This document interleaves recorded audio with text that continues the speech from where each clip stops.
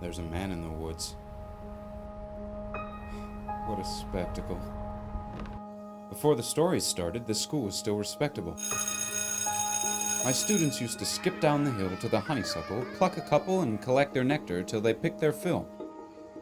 Except one obnoxious kid, Sid, who just watched them eat the flowers while he seethed and scowled because he couldn't bear to share his sweet treats throughout our recess hour.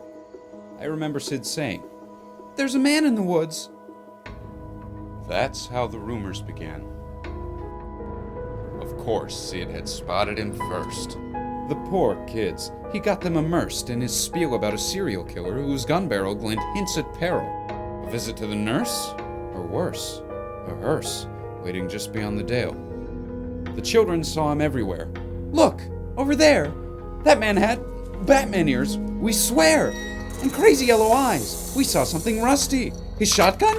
It must be! I saw a lady's severed thigh!" Trust me, every word I heard was absurd.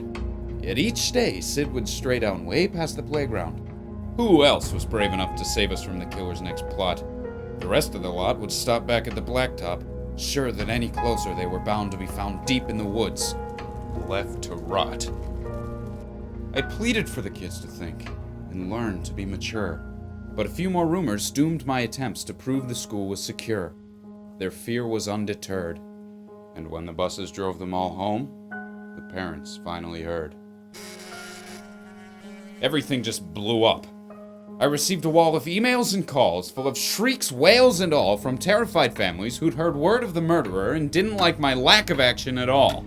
What was I supposed to do, comb the whole forest? Yeah, right. Would you?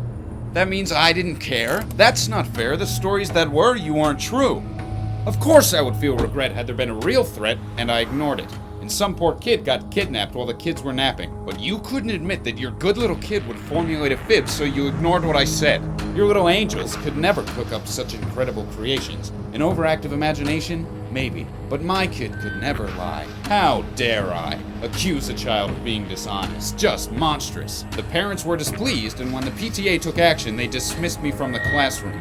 Like they knew what was best for their kids. Do you know how difficult it is to get a job when a bitter mom slanders your rep with child neglect from the outset? Now who's in control of your classes? Single file lines? Single file lines, little vile swine, a killer by the pines, really? Are you blind? Will you find your spines?